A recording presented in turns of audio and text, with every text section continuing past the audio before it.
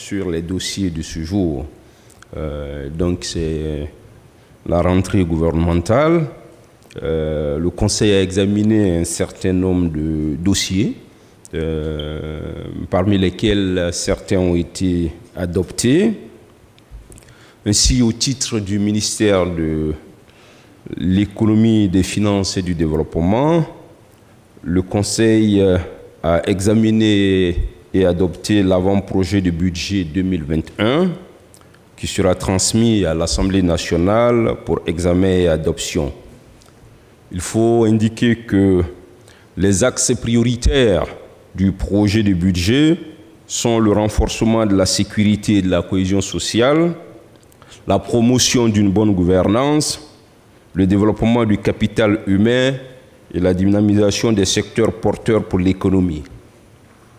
Le projet de budget 2021 se chiffre à 2241,42 milliards de francs CFA en recettes et à 2782,22 milliards en dépenses, dégageant ainsi un solde budgétaire global de moins 540,80 milliards de francs CFA, correspondant à moins 5,60% du PIB. Les recettes propres se chiffrent à 1947,22 milliards contre des prévisions révisées de 1664,78 milliards en 2020, correspondant ainsi à un accroissement en valeur absolue de 282,44 milliards de francs CFA et en valeur relative de 16,96%. Les dépenses budgétaires totales se chiffrent à 2782,22 milliards. Elles enregistrent une hausse de 263,76 milliards. Quant aux dépenses courantes, elles se chiffrent à 1827,10 milliards, soit 65,67% des dépenses totales. On peut noter une certaine stagnation du poids de cette nature de dépenses, ce qui traduit une maîtrise des charges courantes au profit des dépenses d'investissement. Le poids des charges courantes dans les dépenses totales reste dominé par celui des dépenses de personnel, qui affiche un montant de 950 milliards. En 2021, la masse salariale va représenter 54,87% des recettes fiscales, contre 53,08% en 2020. S'agissant du taux de pression fiscale, il devrait être de 18%, contre une norme régionale qui devrait être supérieure ou égale à 20%. Toujours au titre du ministère de l'Économie, des Finances et du Développement, le Conseil a examiné 2 autres projets de décret et les a adoptés. Il s'agit du décret portant création de l'Institut national de formation des personnels de l'éducation et du décret portant approbation des statuts de l'Institut national de formation des personnels de l'éducation.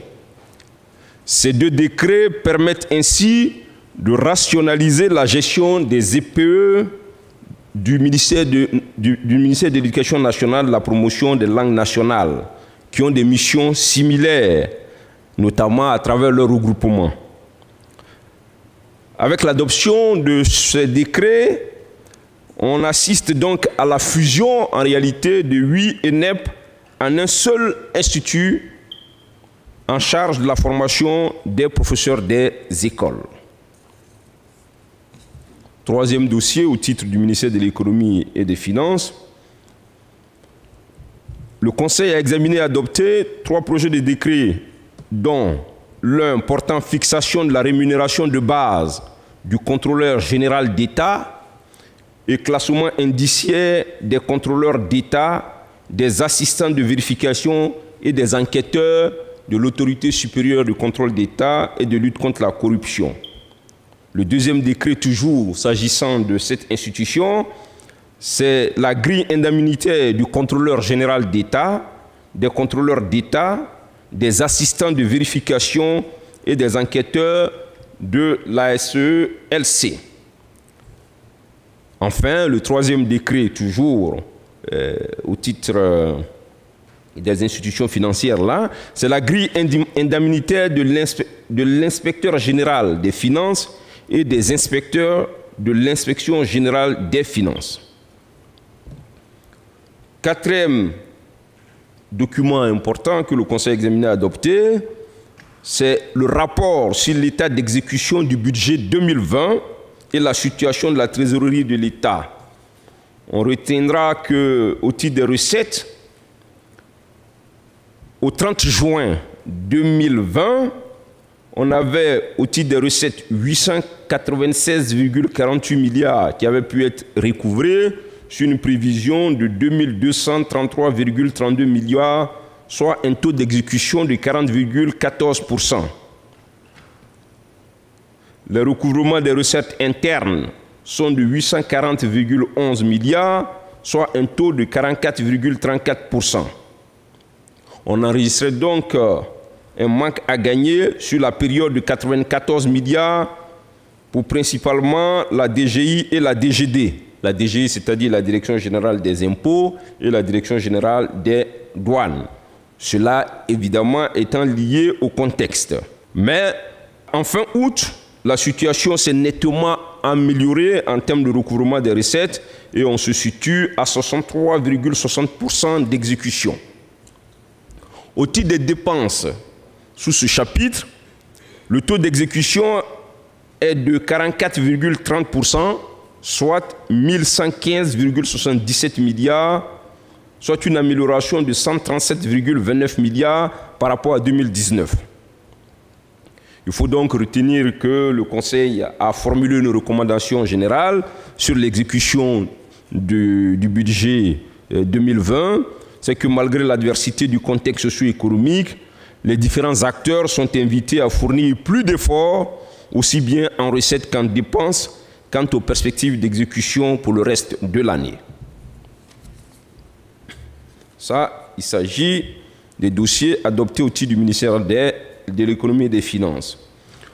Au titre du ministère des Transports, le Conseil a approuvé l'attribution du marché relatif aux travaux de construction des bâtiments de la zone technique du nouvel aéroport international de Doncin à l'entreprise Sino Hydro Corporation Limited pour un montant de 9 809 252 399 francs.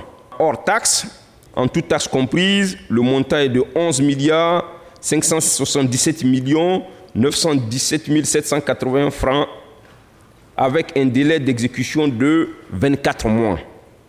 Cette attribution prend en compte une recommandation de la CAM, la Commission d'attribution des marchés, faite à l'entreprise Sino Hydro. Il s'agissait de demander à l'entreprise d'adjoindre les compétences d'un intégrateur système conformément aux standards internationaux.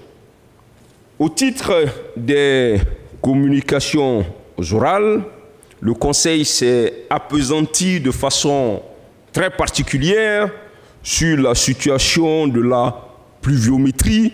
Et comme vous le savez, cette pluviométrie a entraîné beaucoup de dégâts dans notre pays. Ainsi, le Conseil a décidé de déclarer l'état de catastrophe naturelle.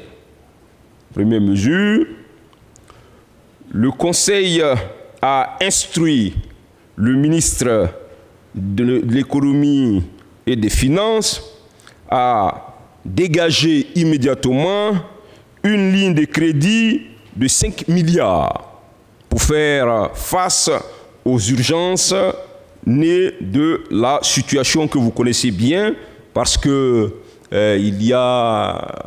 on enregistre malheureusement des pertes en vie humaine qui sont évaluées, en fait, on estime aujourd'hui à 13 décès liés un peu à l'état de catastrophe naturelle là, 19 blessés, il y a beaucoup de maisons qui ont été détruites, donc il y a beaucoup de populations qui sont sinistrées.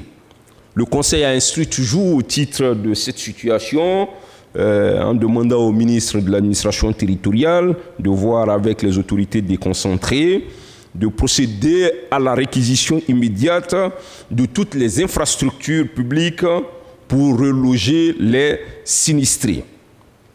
Le Conseil appelle évidemment les Burkinabés, qui sont habitués de cela, parce que c'est un trait de notre culture, à faire preuve de beaucoup de solidarité entre nous.